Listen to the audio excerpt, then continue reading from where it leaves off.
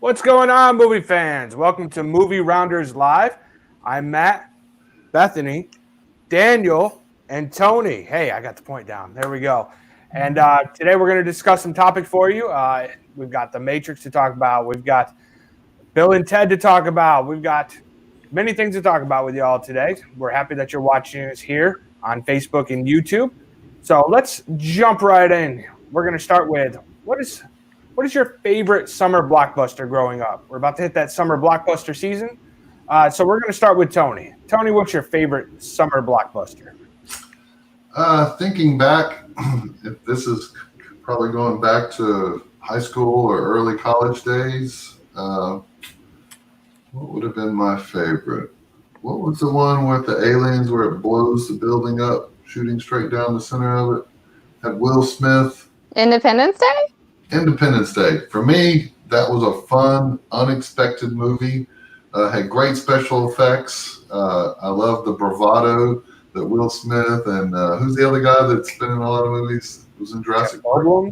Jeff Goldblum. Goldblum, kind of the intellectual hero in this, and the dynamic between the two of them was quirky and it was different, but it still kind of worked. And I just liked how they didn't take themselves too serious. They kind of had fun with it. But at the time, the special effects were cool. The dog fights, down through the desert, and all the stuff they did, and just the funny little one-liners. Bam, punches in. I call that a close encounter. He's got the cigar, But that to me was a great summer blockbuster. I like Independence Day. Randy Quaid was funny in it. And then the greatest presidential speech of all time. So, really great summer blockbuster. Daniel, hit us up. Okay. All right. Well, when I was a kid, the biggest movie of all times, I was probably in the range of like 13 to 15 range, was The Goonies. Like, we prepped for this movie. We obsessed over this movie. We had like endless discussions into the late hours of the night about The Goonies. We saw the trailers. We were obsessed with the characters, the friendship between the little kid and the little monster guy. And then it was just like an obsession for us. We were all consumed by The Goonies. It was literally the best movie of my childhood. And I will fight anyone to defend that fact. I love that movie when I was a kid. I'm telling you, it was just like the best, the lure of it, the characters, the excitement of it. I don't know. I mean, it may be awful now. It's been 15 years since I've seen it. It's been 15 years since you've seen it, so you don't know if it holds up. I know. It was great. Isn't Thanos in that movie? He is. John Brolin, yeah. The older brother.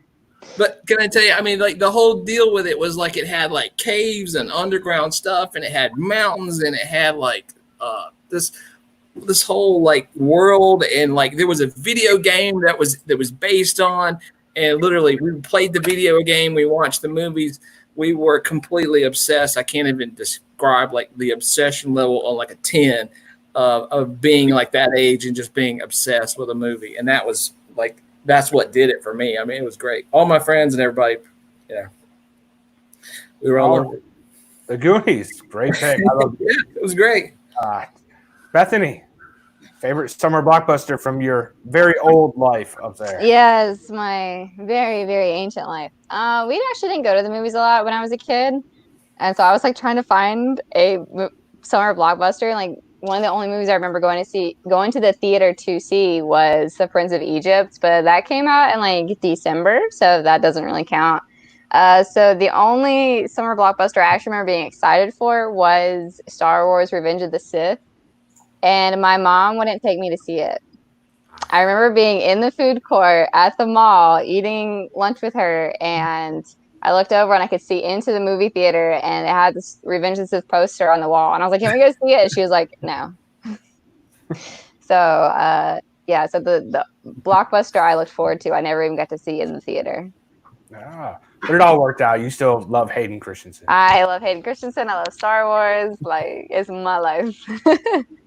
My favorite summer blockbuster growing up is probably something I shouldn't have watched as a child, but it is Con Air. Nicolas Cage is the man in everything that he's in. The whole concept of Evil men are just gonna hijack an airplane and they're gonna fly off and do whatever they want to do. And Nicolas Cage just being Nicolas Cage in the movie. You get a great cameo work from Steve Buscemi, who's just this crazy guy. The soundtrack was great. Explosions, fire, and I'm not even an action guy, and I love Con Air. It's a perfect summer blockbuster movie for me. So that would probably be my favorite growing up as a child is Con Air. But let us know some of your favorite summer blockbusters right over there. You can comment. You see a live comments chat right over here. Send us in your live comments, and we'll show them here during the show. Like Tim R. I don't know if he's excited, if he's angry. If he's distressed. Sure what faces those are. But yeah, just right over there. Give us your comments. We'll flash them up. So we're going to move on to the next topic. And our next topic, there was a little trailer that dropped today that some nostalgia has hit. It is Bill and Ted Face the Music trailer, and we've all watched it. We're going to start with Bethany. Bethany, are you ready to jump back in with Bill and Ted? Sure. Well, does it count if I'm jumping in for the first time? Because as I said last week, I haven't watched a lot of movies apparently. So everybody that comments their favorite summer blockbuster, I haven't seen any of y'all's. So we're just gonna keep a running tally on how many movies I haven't seen. And Bill and Ted is one of them. But it actually looks like it'll be pretty funny. Kind of, hopefully not stupid funny, you know. It's kind of stupid funny. That's what they are. They're stupid Well, funny. I mean, like, not stupid funny as in, like, stupid funny as in, like, it's a really bad stupid. Like, why am I even watching this movie versus it's fun. It's stupid, but it's still fun the whole way through, and I don't regret actually having watched the movie. Mm-hmm. We were discussing it before we went live, and Keanu Reeves looks a little wonky. Like, he's, like they did some kind of beauty filter on him, and he doesn't need it. He's a very beautiful man. He has aged very well. It just maybe it's just the lack of facial hair. We're so used to seeing him like in John Wick mode. Got that John Wick thing. Yeah. Some would call him breathtaking. Breathtaking. You're breathtaking. I just can't get used to the hair. It's kind of just dropping down both sides. It just throws me. Now the other it's the same hair he's had like the last decade. I think it's just the lack of facial hair. Clean shaven. Yeah, he's clean shaven. That's messing us all up. So. Yeah. The other guy though, he doesn't look like he's aged. I mean, I was worried he was going to look less the part than because he's not been in cinema and doing a lot of things, and then he looks perfect for it. I mean, he's like he just stepped out of a time machine and did it. So I'm just happy. I'm happy he's still alive. I mean, I'm just saying, you know. I'm really happy. I'll jump in here. I love the first Bill and Ted movies, Excellent Adventure and Bogus Journey. They're wacky, fun. That's all they are. They don't take themselves too serious. The Wild Stallions, one of my favorite nonfiction bands in movies of all time. Yeah, it's all based on nostalgia. You have an entire generation who's now grown up and only knows Keanu Reeves as John Wick. So when they see him in this type of movie, it's got to make them think, who is that guy? There was a long time ago when Keanu Reeves was that surfer dude who, that kind of guy. Yeah. It seems like in this trailer, he's trying to tap into those roots a little too much. But it looks like it's going to be fun. It looks like it's got Death back from the trailer, and I'm interested to see. I'm definitely going to watch it, see what they do. It was never my favorite movies. It was ones you just turn your brain off, you enjoy. I think it's going to be very stuck in the 90s, but we'll see. We'll see how they pull it off. Daniel, what did you think? Oh my God, I'm so ready. I don't know. I may be the most excited about this movie out of all of us. I don't know. But I am thrilled about this movie. I can't wait. Like, and like with the new graphics and everything that can be done with special effects, it's just going to be like over like the moon, over like the other ones. I'm just saying, like, I know that, you know, even back then we were able to do a bunch of great stuff with VFX and stuff and special effects. But now, I mean, it looks so crisp and nice, and it just looks so good. And I think that this is like where everybody's wanted. This is what everybody's wanted to see. You know, what's the next step? What is, you know, because they're all this thing about them promising how their music like changed the future and you know, and changed the world and brought peace and earth, harmony to the earth and all this. Well, this is like the continuation of that story. This is what we want to see. So, I mean, if you love these movies, you should be like over the moon about this, because Can this y'all is like explain this movie to me? Like, why is there music bringing peace and harmony? It's hard Like- wonderful.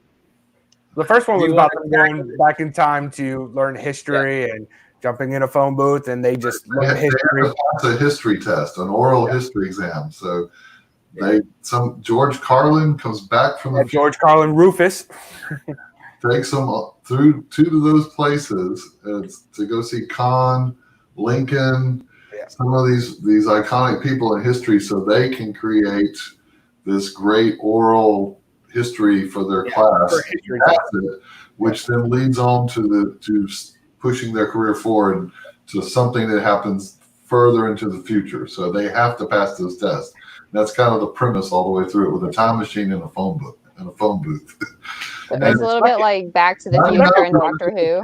99% of the kids who are going to watch this probably have never seen a phone booth. So, then the second one, they die and they have to play games and make a deal with death and all that stuff to take their bodies back from the clones who killed them in the first place and took over their lives, and their girls, their chicks as they called them in the 90s.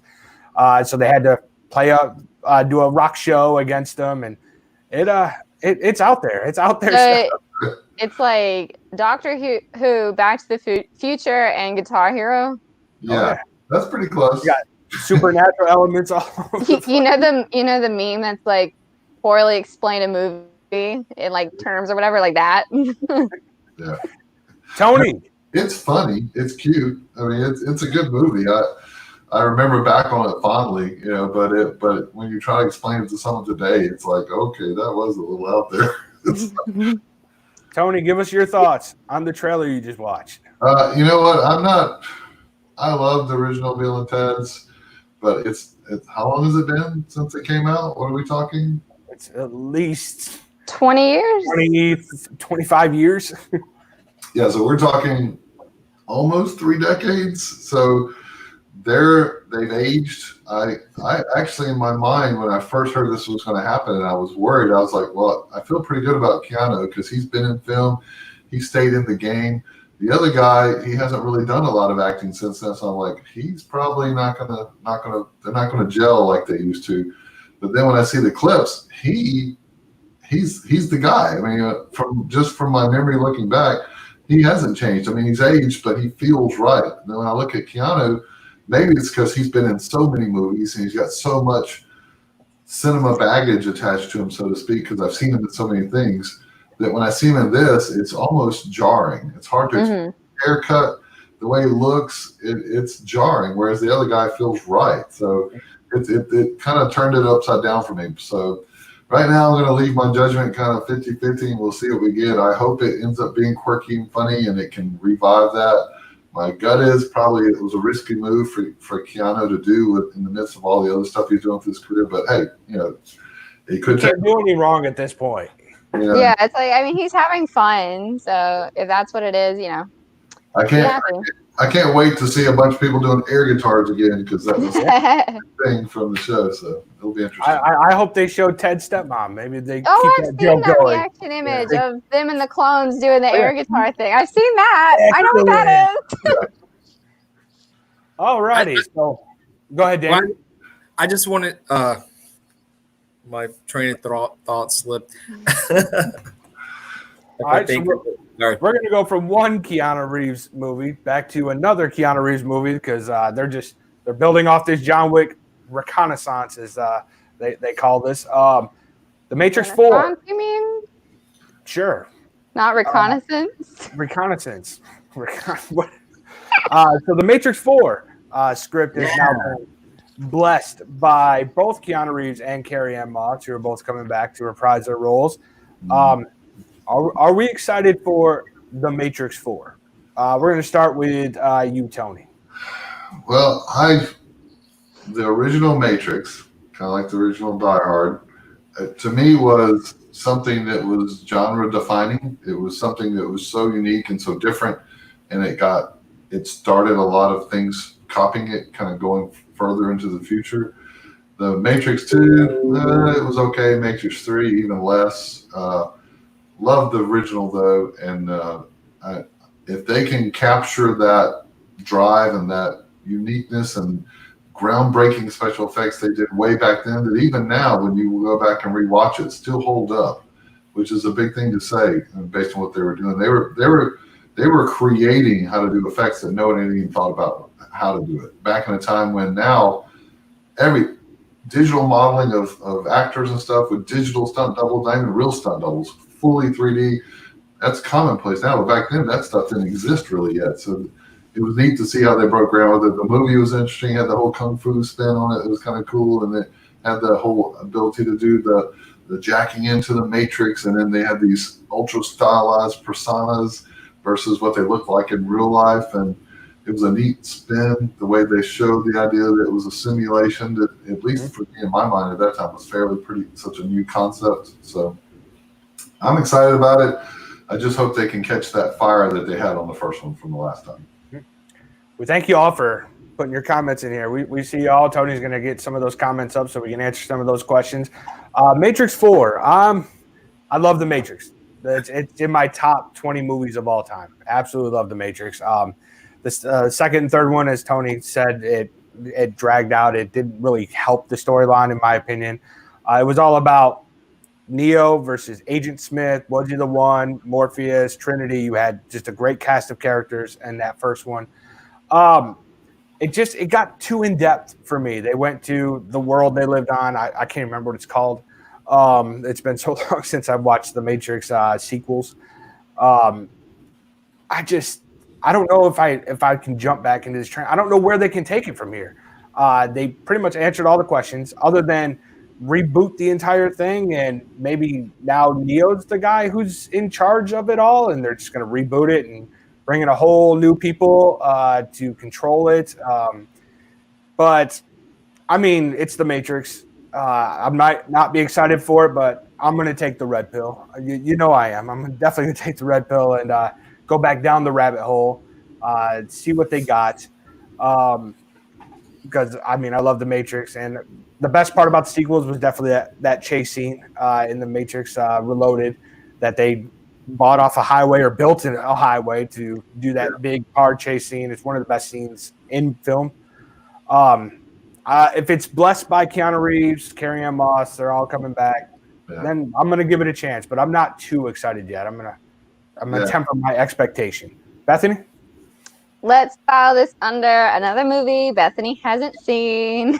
Oh, no. You've never seen The Matrix? No.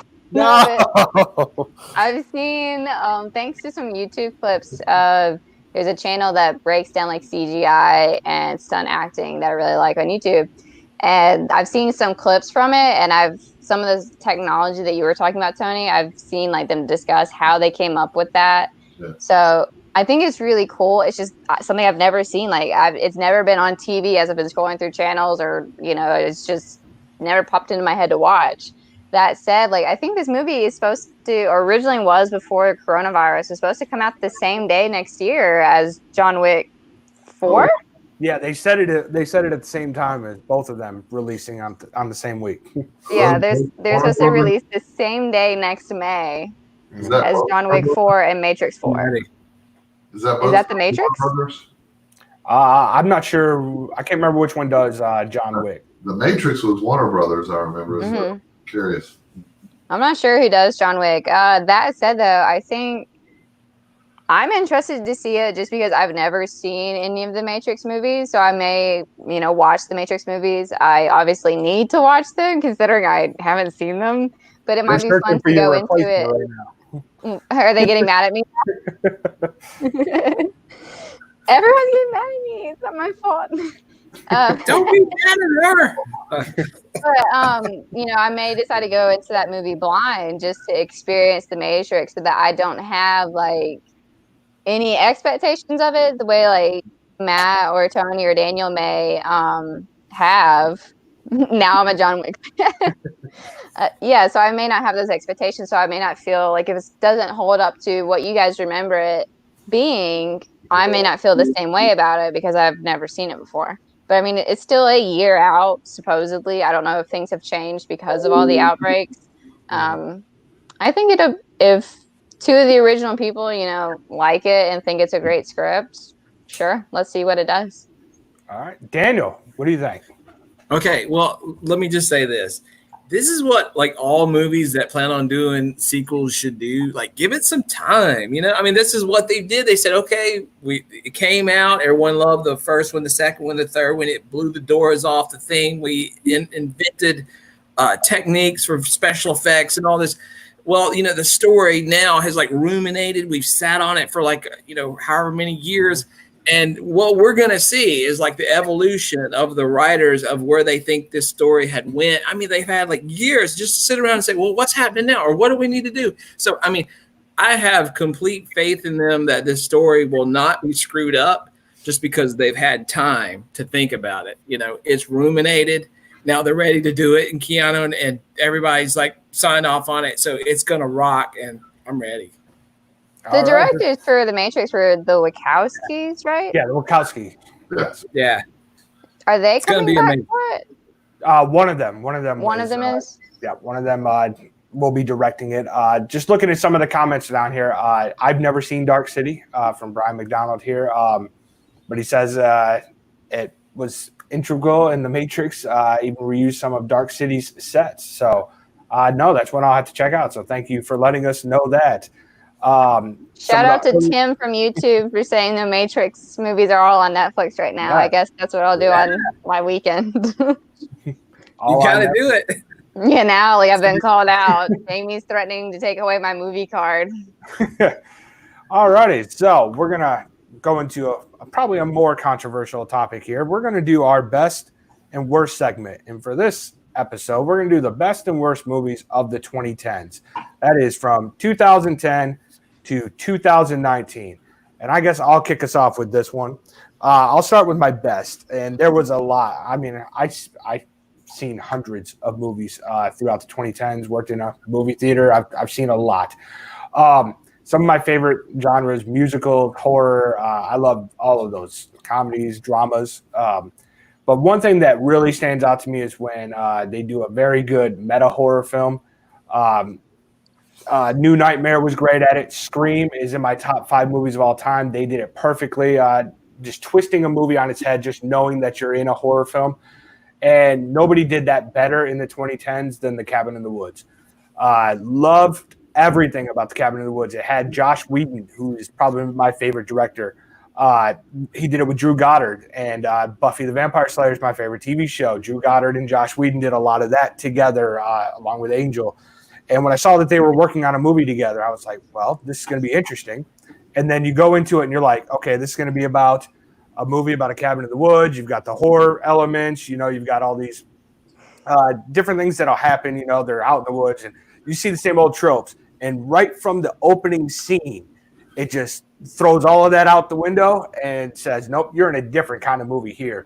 So instead of them just going out into, and I'm going to get a little spoiler territory here, instead of them just going out to a cabin in the woods and just doing the normal movie tropes, there's actually people that are underground that are controlling everything that they're doing. Like if they need them to go into a cellar, they pop the cellar open. And if they need them to start getting in their feelings, they'll put aroma around and all that. They do these things so that they can sacrifice people to keep the world what it needs to be. They sacrifice to these gods, basically, and everything, just the twists, the turns, and then you get to the end, and they take every scary horror person that you can think of, and they just let them all out, and it is blood-filled. Oh, I love everything about the movie, as you can obviously see. I could watch it over and over and over, and that was a very tough decision to pick because it would obviously be my second one. The original It, the miniseries, terrified me as a child. That's why I can't do clowns. But that one doesn't hold up, by the way. It's not as scary as Tim Curry's. It does not hold up. Like, I never saw it in the 90s, but we watched it when it first came out in 2017. 17, yeah. That was not it. So Cabin in the Woods, definitely my best. My worst, and for some reason, my wife thought it was a good idea to stick it next to my Star Wars collection back here, is 50 Shades of Grey. She dragged me to it for a Valentine's Day, and I never forgave her for it. She is no longer allowed to pick movie night ever. I obviously didn't read the books. I obviously didn't know much about it. I had heard about the cultural phenomenon, like what Twilight was, but y'all, this was not a good film. And then at the very end, when I'm like, oh, it didn't even have an ending, she's like, oh, well, there's 2 more movies. And I was like, not for this guy, there's not. 50 Shades of Grey was definitely the worst movie of the 2010s for me. And I'm sure the sequels are even worse. But Yeah, they are. I'll agree watch with you, Matt. So now we're going to go, Daniel, hit us with your best and worst of the 2010s. Okay. Close up to Tony's face. God. Okay, well, for me, like, I spent a lot of time thinking about this just because, and I have lots of favorite movies, tons. But for this show, I'm going to pick one of my favorite movies of that time was Sin City. I love that movie on like so many levels I can't even tell you.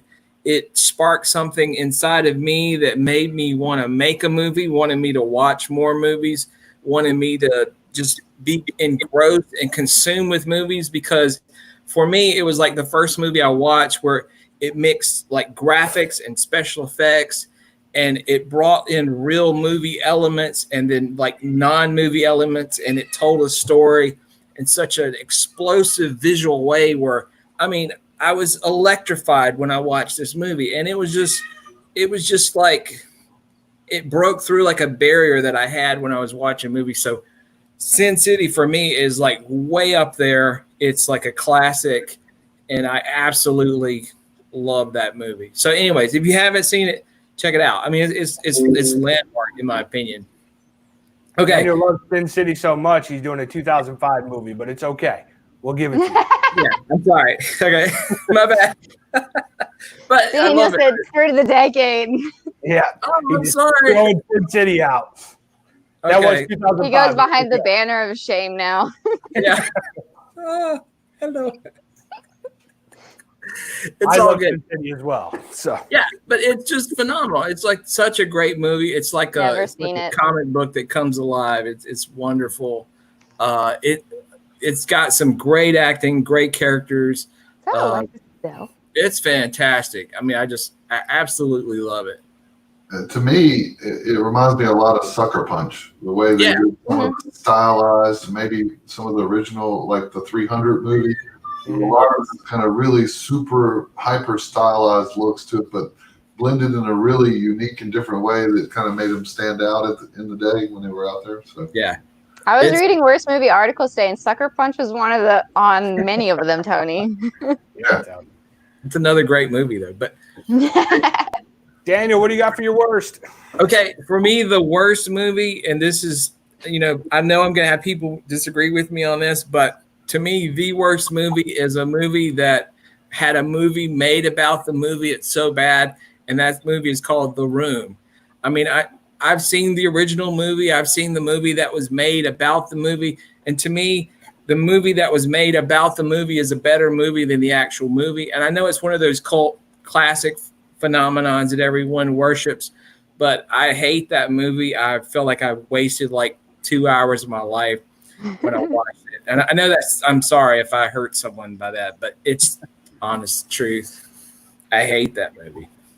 Before we go to Tony, bring up Tim's comment down here at the bottom, because that was another one that I fought with. I like Adam Sandler much more than what he put here, but he does talk about the movie 43, and movie 43 is a very bad one.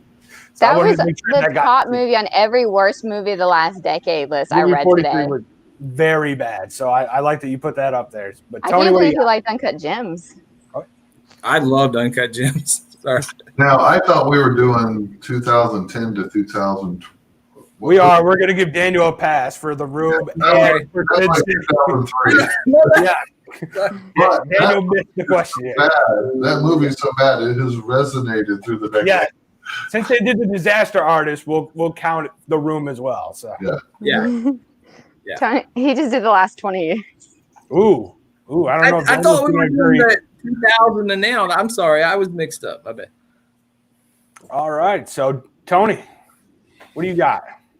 The best movie from 2010 to 2020, that decade, for me is going to probably be Inception. It was a movie that I came in, had no idea what the concept was about. It looked like it was kind of an action movie with some interesting kind of special effects. So I went in to kind of watch it, was blown away with the complexity of the idea of how the story worked. And he had layers inside of layers, and each layer had its own time. And so it was a very, it expected a lot from the audience to understand what was going on. And if you got it, at least for me, I was blown away when I came out of that movie, just to the way it presented the story, the way it wrapped up the story. I mean, literally, it had me, the way he directed it, it has you to the last frame of the movie, and it's done so well. And it was so good. I came out of the movie, got in my car, flipped up my phone and said, I got to find this book. If this movie was this good, oh my goodness, the book's going to be amazing. And it was floored to find out it wasn't a book. It was straight from the mind of the director. That this was his own concept, his own idea. So, I mean, to me, it was amazing. So, for me, easily it's that. And your worst? We kind of mentioned this in the last week. For me, the worst during that decade would be Cloud Atlas. I can't get behind. I mean, I've gone back actually after that show, after we did our show, went back and looked at some clips, and even looking at the clips, I'm dismayed how much money was spent on the special effects and how little was put into the story, or how they did the story. It could be just I'm an idiot and I don't get it. I mean, because I'm a simple guy. I like a good action movie, but Inception was not simple, and I loved it and I got it. I don't get Cloud Atlas. I can't follow it. I get confused. I like the effects, but I come away from that movie just feeling, I don't know what I feel. I just know I do not like that movie. I don't like the way they portrayed the characters. I don't like the way the story flowed. It's like I watched it and I wanted to get it, and I still don't get it with that movie. So for me, it's probably one of the worst of that decade. All right, Bethany. Agreed. Well, at least we know I've watched the movie I'm about to talk about, so that that helps. So best movie of the past decade for me, that's a tough one. I have it narrowed down to 7, and I'm just looking at it right now, which one is it going to be? And because I have everything from Captain America: The Winter Soldier to 2019's Little Women, Into the Spider-Verse, Ready or Not in 2019, which is an amazing thriller, not necessarily a horror movie, but it's really good. Moana, Big Hero 6, very underrated movie there, got covered up by Frozen. Please check out Big Hero 6. Mm-hmm. But overall, I think the last 10 years, my favorite movie, hey Daddy! My favorite movie for the last 10 years is Star Wars Rogue One, A Star Wars Story.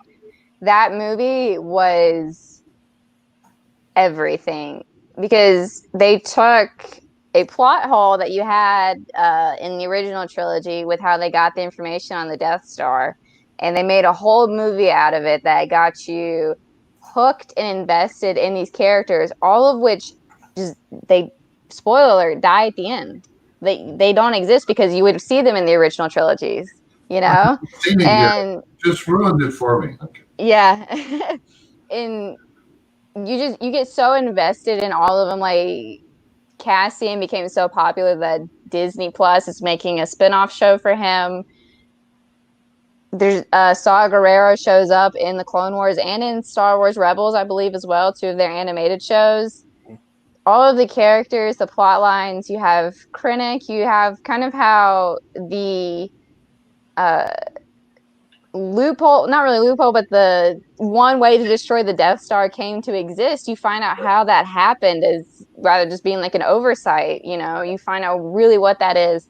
And of course you get one of the baddest Darth Vader scenes ever. Yeah.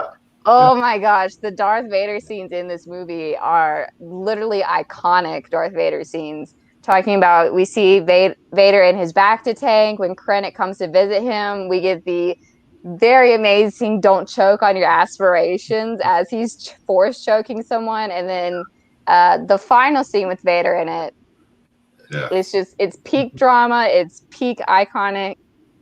Literally, like, I remember just like sitting forward and bouncing in my seat when that scene happened. I was so excited to see that. What's your worst? Okay, so again, I have several that I've narrowed it down to, ranging from Jupiter Ascending, which I love Mila Kunis, but that movie was trash. The Baywatch with The Rock and Zac Efron, also garbage. We have Avatar: The Last Airbender, which I think Tim mentioned earlier, which is all kinds of trash. Probably the worst movie made of all time. But really, I've got it narrowed down to two. And I think I know which one we're going to go with. I'm going to go with 2019's Black Christmas. I'm not going to get into discussing why I hate that movie and why I think it's the worst movie of the decade, possibly of all time. We actually did a review on it a couple months back when it first came out in December. So if you want to check that out, feel free to check it out. Please do not waste your time watching that movie. Watch one of the like the original from the 70s if you want to. But the 2019 version is just absolute garbage and an absolute waste of time. All righty. So just looking at Tim's comment there real fast, Tony flashed it up. Overrated. I'm just going to say mine real fast. Overrated, and it's been mentioned over here in the comments, so now I kind of feel bad. I hope Brian doesn't hate me. I hated Mad Max Fury Road. I hated everything. That was one of my favorites. Everything about it. All right, first, I'm not an action guy, and this is just nothing but action. There's no story. There's just car chase. There's a story in this movie. I love that. A story, Matt. I didn't enjoy it as much as the rest of people, but it was like so overblown in my opinion that it was getting Oscar nominations. It was getting everybody's love. People call it the best movie ever. I don't get it. That's the most overrated movie for me. It took them like 5 years to make it. That's how amazing it is, in my opinion. I mean, it took forever because and it was storyboarded to a finite detail, which it just makes it such a visual masterpiece. Like, in my opinion, I love that movie. For me, it's one of those where it's kind of like Cloud Atlas. They did so much great visual work on it. The ideas were wild. The battle wagons they were on were wild. The guy hanging in the thing playing the guitar with the blast. I mean, it had great visuals and great concept, but I'm kind of like with him, the story just kind of dragged. I mean, in between the action scenes were amazing because a lot of it was practical. I mean, they had some effects, but it was really well done. But when you got to the meat of the story, it just kind of felt like it dragged to me too. So, yeah. You're misunderstanding Furiosa and Max Rakatansky. Can I just say this? If you watch the animatic of Fury Road, it is exactly as the movie was shot. That's how brilliant this is. Like, I mean, the movie is like phenomenal, and all this stuff and the playing the guitar and all that. I was insanely blown away. But go ahead. I'm sorry. I don't mean to trash your movie that you hate. No. We're going to move on to our final category because we don't want to go too long here. So right now we've got movie theaters that are going to start opening up here this month, according to some reports. So it looks like they might reach that Tenet date that Christopher Nolan is so heavy on. So we're going to go back and this is our movie review segment portion. And we're just going to do Inception, our Inception movie review since well, when I get to my review, I'll tell you how it ties into Tenet. So we're going to start with Tony, who's told me on numerous occasions this might be his favorite movie of all time. So let's see what he's got to say. I kind of just did it in the segment before, but I mean, the way it was done, I came into the movie not knowing what to expect, and it had such a complex storyline. The plot was so interesting, the way they bent reality, and you had layers of reality, and each one of those had different times. it was a very sophisticated movie that expected a lot of the viewer to get. They didn't hold your hand in this movie, but if you got it, and I felt like I got it, and it had me all the way through, I was blown away by the movie. I mean, it's easily, if it's not one of my top number one movie ever, it's in the top three. I mean, it's an amazing movie.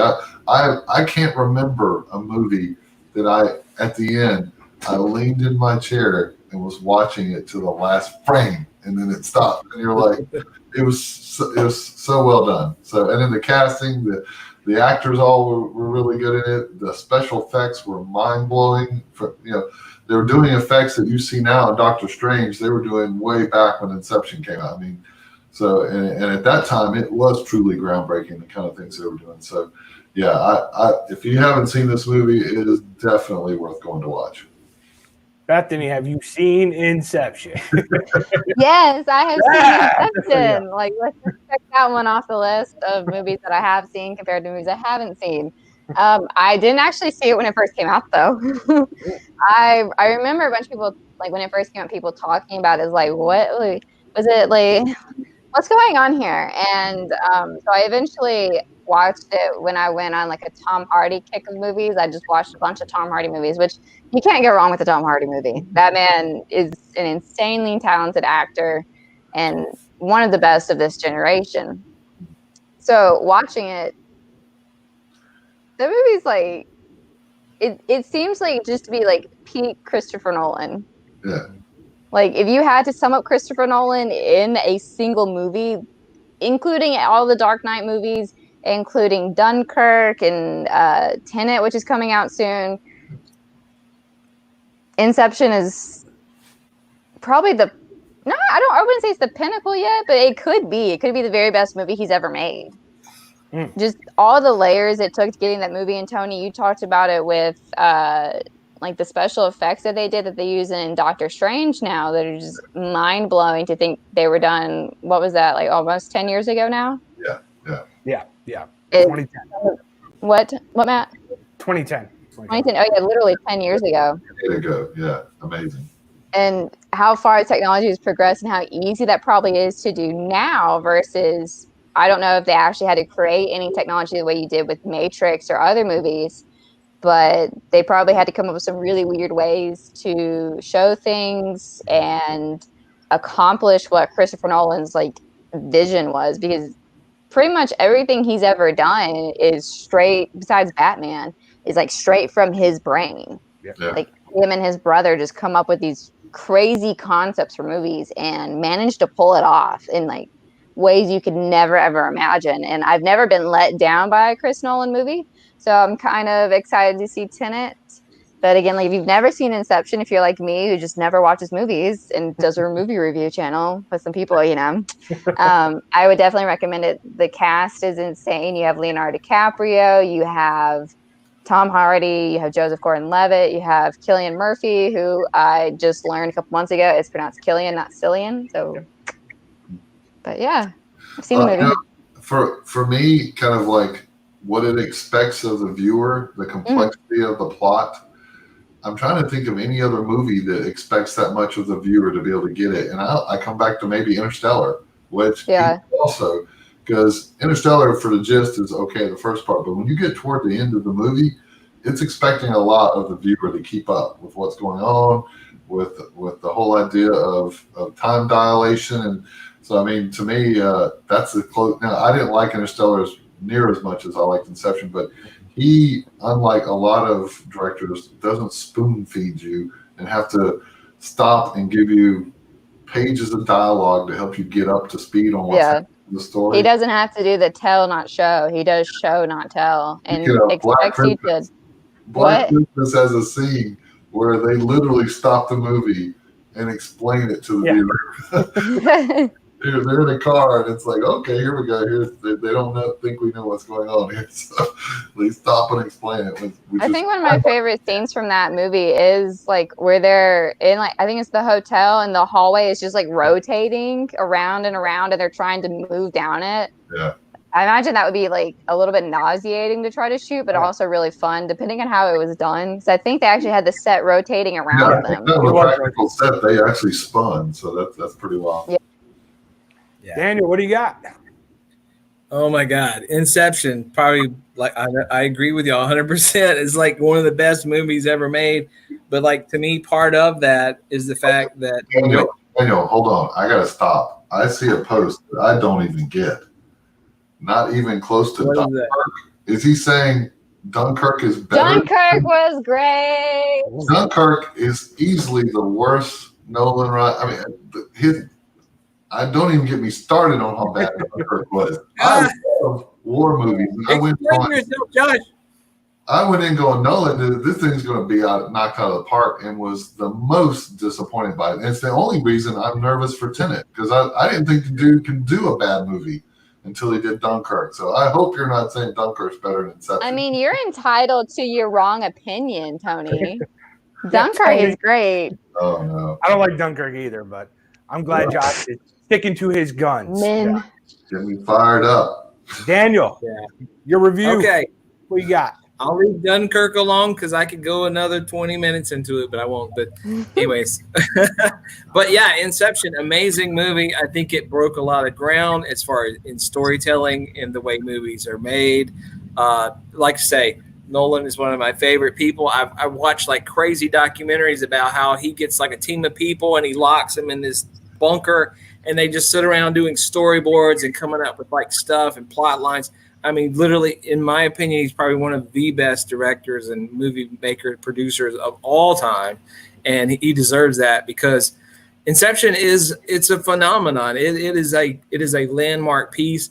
The whole deal with like, if you make somebody to go to sleep and how long is that time? And then if you make them go to sleep within that sleep and how it multiplies. And then if you do it again and how it multiplies again. And, you're so far into like somebody's head and their brain. It's just like they could live for 190 something years and then wake up and it like nothing happened. Like 2 minutes went by or something.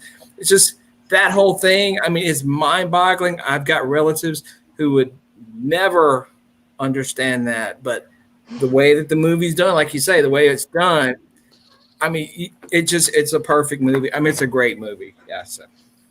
Inception is wonderful. I love everything about Inception. Nice. I love the cast. Leonardo DiCaprio and Joseph Gordon-Levitt are my two favorite actors, and they're both in this movie.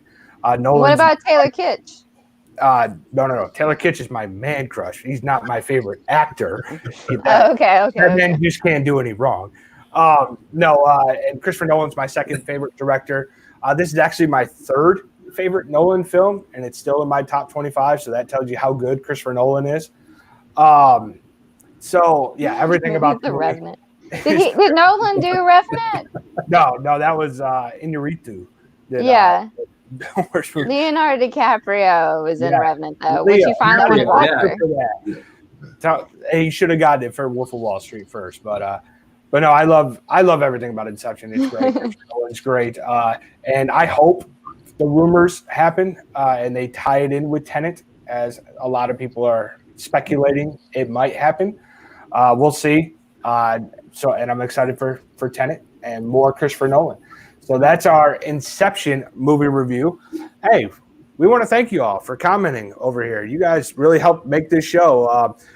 Leave us comments down here for what you guys want to see us review, because I'm losing ideas each day. What do you guys want to see us do? I saw something about a Disney over here as well. I think Tim said do some Disney stuff, which I love Disney movies, so we can definitely look into Disney. I think Bethany's probably seen a few Disney movies. I've seen a few Disney movies. So my older sister wants us to do our favorite sports movie. Oh, or some sports movies. She's a big sports fanatic. She loves them all. That's awesome. So that'd be great to do. So look for us next time we do it. This is kind of the show that we do. We'll be on Facebook, YouTube until we can all be together again, and then we'll decide from there. And actually, when you put some more movies in the theaters, we'll actually go watch and review those as well. Royan says Lone Survivor because Taylor Kitsch. Everything because Taylor Kitsch. Lone Survivor. That's such a heartbreaking movie. Taylor Kitsch in every movie ever, and I'll be there in the front row. I can't watch that movie without crying. Like, I have to leave. I can't. But thank you all for watching. Like I said, leave your comments down here. We are Movie Rounders. Like us on Facebook, follow us on Twitter, Instagram. It's at Movie Rounders. And then we also have movierounders.com. So go there and check out some of our previous reviews. Bethany, Tony, Daniel, I'm Matthew. We'll see you guys next time. Movie Rounders. Bye. Everybody stay safe. And you comment now. Yeah, no more controlling the camera.